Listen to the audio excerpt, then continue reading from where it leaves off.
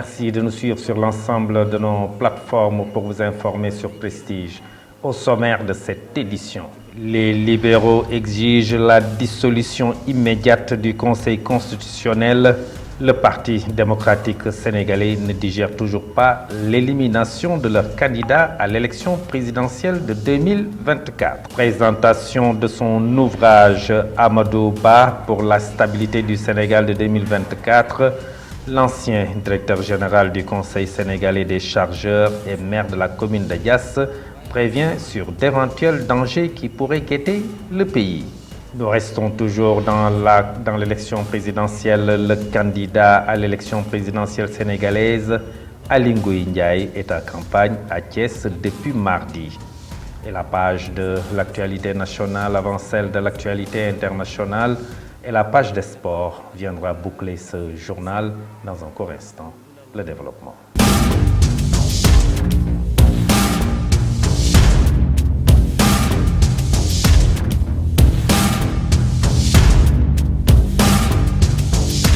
Mesdames, Mademoiselles, Messieurs, bonsoir et bienvenue dans ce journal. Le Parti démocratique sénégalais ne digère toujours pas l'élimination de leur candidat à l'élection présidentielle de 2024. Le PDS accuse l'ex-premier ministre Amadou Ba de tractation financière destinée à corrompre des membres du Conseil constitutionnel. Ainsi, les libéraux exigent la dissolution immédiate du Conseil constitutionnel. Ils l'ont fait savoir hier lors d'un point de presse. Mamadou Lamine Thiam, le président du groupe parlementaire Liberté, Démocratie et Changement, a porté leur parole. Je vous propose de le suivre. Du respect des droits et de la volonté des citoyens sénégalais, nous devons agir face à cette grave forfaiture qui porte atteinte au fondement même de notre démocratie. Le Conseil constitutionnel est définitivement discrédité pour la prochaine élection présidentielle. Le président de la République est tenu d'en tirer sans délai les conséquences. Nous exigeons la dissolution immédiate du Conseil constitutionnel. Nous appelons l'ensemble des forces vives de la nation, les acteurs politiques, la société civile et tous les citoyens épris de justice et de transparence à se rassembler avec tous les militants du PDS dans cette exigence de vérité et de justice. Nous continuerons sans relâche notre combat pour que la justice soit faite, pour que notre candidat Karim Wade puisse participer à l'élection présidentielle, pour que chaque Sénégalais puisse choisir librement ses dirigeants sans la moindre manipulation. Nous demandons à toutes les fédérations du parti, à tous les responsables, aux militants et alliés de rester mobilisés et à l'écoute du programme d'action du parti qui sera mis en œuvre dans les prochains jours. Je vous le disais tout de suite dans le sommaire à l'occasion de la présentation de son ouvrage AB pour la stabilité du Sénégal de 2024 et après, l'ancien directeur général du Conseil sénégalais des chargeurs, le COSEC, et maire de la commune de Diass, prévient sur d'éventuels dangers qui pourraient guetter le pays. Cet environnement d'insécurité dans lequel vit le Sahel doit plus que jamais interpeller le Sénégal. Selon lui, le Sénégal est un pays sérieux qui doit être dirigé par un homme sérieux. Je vous propose de le suivre. Reprenant une partie du livre, je dirais que notre pays a du gaz et du pétrole. Gaz et pétrole qu'il compte gérer, comme il l'a débuté d'ailleurs, sur la base de ses propres options. Options de développement endogène, quitte à heurter des options certainement prédéfinies sous d'autres cieux. Le Sénégal est dans un environnement sous-régional difficile, avec le terrorisme déjà présent à Kayes, au Mali. Kayes, c'est à 250 km de Tambacounda et à moins de 750 km de la ville de Dakar. Le rêve de ces terroristes, disons-le sans porter de gants, et la déstabilisation de notre pays pour changer son ADN religieux, mais également pour faire main basse sur nos ressources. Ne s'installe en général que dans des zones où il y a des ressources. Et les nouvelles guerres asymétriques à nos portes déjà depuis plus de 10 ans au Sahel ne sont rien d'autre que le théâtre d'expérimentation de la grande guerre qui se prépare, hélas. Pour faire simple, on peut dire que le Sénégal de 2024 est comme assis sur un arbre de complexité à plusieurs branches, avec des ramifications mondiales exacerbées par nos nouveaux avantages comparatifs, notamment le gaz et le pétrole. Il est d'évidence que ce Sénégal de 2024 a besoin à sa tête d'une personne équilibrée, expérimentée, pondérée, calme, intelligente et sans arrogance. Cette personne, comme écrit dans le sommaire du livre, c'est Amadou Ba. Nous parlons des élections présidentielles. Le candidat à l'élection présidentielle sénégalaise, Aly Ngouille Ndiaye, en campagne à Thiès depuis mardi, a décliné quelques points de sa vision pour le développement du Sénégal dans plusieurs secteurs. L'une de ses propositions phares est le développement d'unités sidérurgiques pour exploiter le chemin de fer grâce aux minerais de fer dont dispose le pays et qui ne sont pas encore exploités.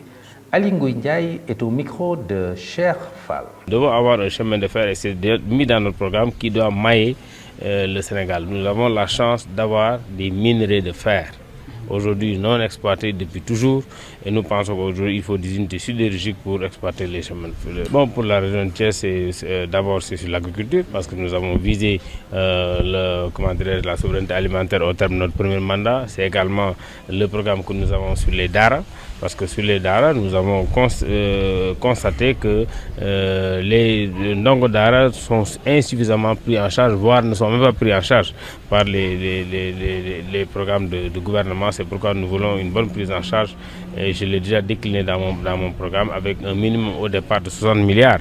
60 milliards pour la première année et ça va peut-être monter crescendo pour permettre à ces DARA de jouer le rôle. Pour l'artisanat également, nous venons de rencontrer l'association des artisans de Thiès parce que vous savez, l'artisanat comment c'est fait, vous avez des ateliers dans tous les coins de rue, nous devons changer ça. C'est une expérience que j'ai tentée moi-même à Linguère et que je voulais faire à toutes les communes du Sénégal pour qu'il y ait dans toutes les communes des centres qui sont réservés à l'artisanat. Ça permet d'avoir de l'électricité à suffisance, ça permet également à ces gens qui sont là-bas d'avoir des papiers pour qu'ils n'aient pas toujours à squatter les rues, parce que c'est ça aussi la réalité. Nous voulons également doter derrière le volet artisanat de 170 milliards en faisant une loi de finances rectificative cette année, parce qu'actuellement le budget de l'artisanat est autour de 8 milliards, alors que l'artisanat occupe des millions de Sénégalais. Nous avons cet artisanat qui est également un centre de formation pour les jeunes qui n'ont pas pu réussir l'école en général. Les ex-cheminots temporaires de la Régie des chemins de fer du Sénégal ont mis leurs menaces en exécution ce jeudi matin en bloquant la circulation du train à la gare ferroviaire de Thiès. Ces ex-cheminots courent depuis des années derrière le paiement de leurs indemnités. Amadou Sen donne plus de détails. Il est au micro de nos confrères de ActuThiès.com. Aujourd'hui, nous avons atteint le summum de notre plan d'action, c'est-à-dire l'occupation de la gare et l'arrêt des trains. Et nous ne quitterons pas cette gare-là tant que nous ne serons pas convoqués pour une négociation sérieuse et avec des dettes précises. Nous ne pouvons plus attendre. Ça fait plus de 5 ans que nous attendons. À chaque fois, c'est des promesses non tenues. À chaque fois, c'est des va-et-vient. Maintenant, nous en avons marre.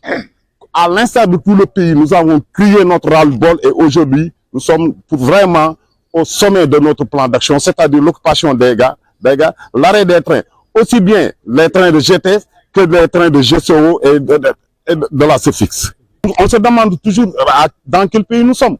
Nous ne pouvons pas comprendre qu'un président de la République le chef suprême de cette nation-là qui donne des ordres alors qu'un ministre ne respecte même pas. Nous ne pouvons vraiment pas aujourd'hui vous dire où se trouve le blocage.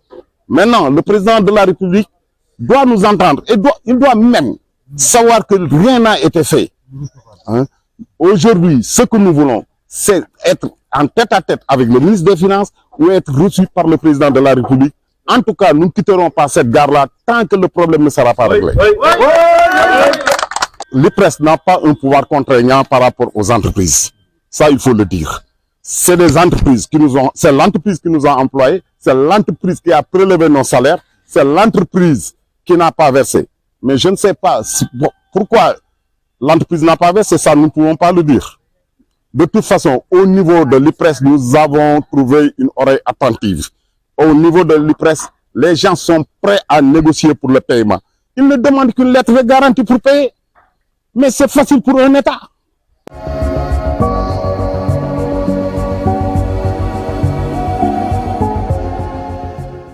Et dans la page de l'actualité nationale, campagne électorale, Macky Sall invite le gouvernement de veiller au fonctionnement régulier des services publics.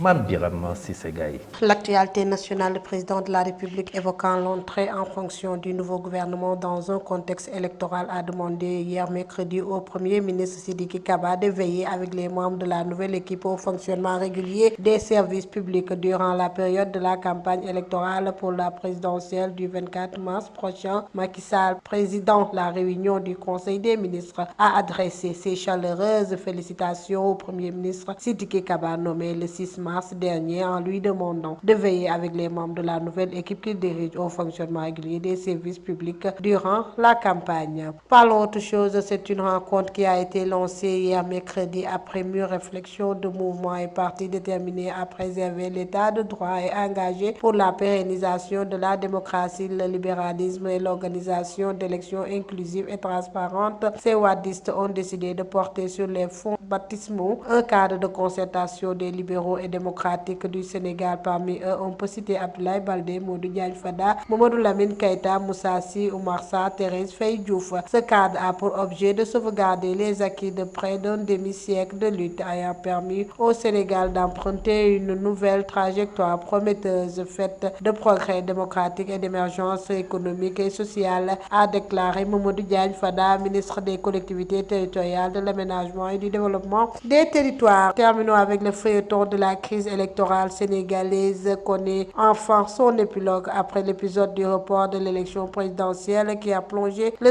pays dans un mois de tension. Les Sénégalais iront finalement aux urnes le 24 mars pour le premier tour du scrutin. La course électorale à 11 jours de l'échéance présente d'importants défis pour les candidats contraints à une campagne plus courte et qui se déroulera pour la première fois durant le mois de Ramadan. Hélène Tine, ancienne députée et responsable politique à Thiès, porte son choix sur Khalifa Sall, candidat à l'élection présidentielle. Selon elle, il a le meilleur profil à cause de son expérience politique. C'était tout pour cette page de l'actualité nationale.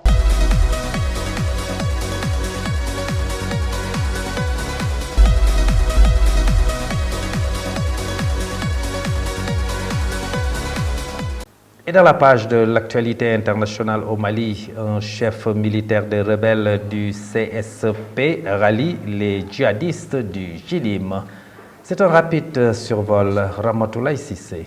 Démarrons l'actualité internationale en Côte d'Ivoire. L'ancien président de la Côte d'Ivoire, Laurent Gbagbo, a accepté d'être le candidat du Parti du peuple africain Côte d'Ivoire à l'élection présidentielle de 2025 sur demande du comité central, avec pour l'une des missions principales d'entreprendre dès à présent les actions appropriées afin que le PPACI obtienne la réinscription du nom du président Laurent Gbagbo sur la liste électorale.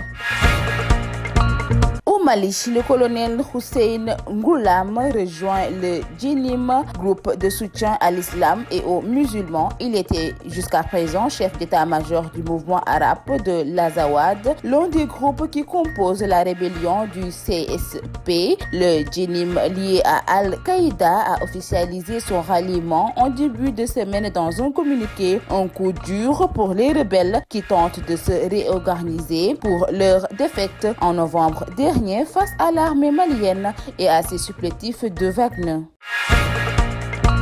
Au cours d'exercices militaires, Kim Jong-un a dévoilé et conduit un nouveau type de char de combat, indique l'agence officielle KCNA. Ce jeudi, le dirigeant nord-coréen a insisté sur la nécessité d'organiser des exercices poussés, simulant une guerre réelle, alors que les États-Unis et la Corée du Sud poursuivent leurs manœuvres conjointes dans la région. Kim Jong-un s'est dit très satisfait de l'excellente puissance de frappe de ce char d'assaut. Il a également souligné l'importance du rôle et de la responsabilité des tankistes dans la guerre moderne. Mesdames et messieurs, c'en est tout pour l'actualité internationale.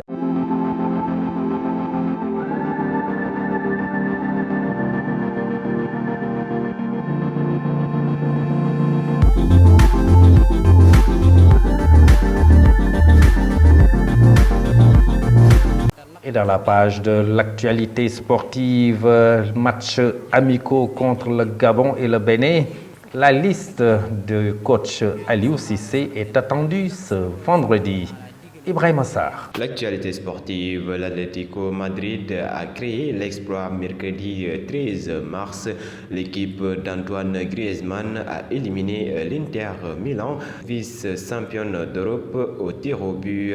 3-2 au terme d'une superbe bataille dans un Metropolitano en feu et décroche le dernier billet pour les quarts de finale de la Ligue des Champions. À l'autre chose, le Borussia Dortmund qui avait réussi à tenir en échec le PSV Eindhoven à l'aller a fini le travail, c'est lui en s'imposant à domicile 1-0. Les Allemands ont ouvert très tôt le score par Sancho qui d'une frappe des 20 mètres, mais les siens sur les orbites à la 3e minute. Longtemps à la merci des Hollandais, le Borussia a cru un moment avoir fait le break à la 77e, mais le but de Füllkrug sera refusé pour hors-jeu de l'international allemand. Finalement, le vétéran Marco Reus entré à la place de Sancho à la 75e qui va libérer les Allemands en crucifiant le PSV dans les arrêts de jeu à la 95e minute. Et pour terminer, le Sénégal en quête de Rassa après son départ anticipé de la CAN prépare son retour sur les pelouses avec 2 confrontations amicales. Aliou Cissé, le sélectionneur national, dévoilera le visage de l'équipe ce vendredi lors d'une conférence de presse. Les Lions sont attendus à Amiens pour affronter respectivement le Gabon le 22 mars et le Bénin le 26. C'était tout pour l'actualité sportive. Merci beaucoup Ibrahim Assar pour cette page sportive qui vient boucler ce journal. Merci de l'avoir suivi. Derrière la version Wolof avec Mamadou Saturne Ndione, cette version française est à présent terminée. Merci de l'avoir suivi. Passez une excellente fin de soirée. Au revoir.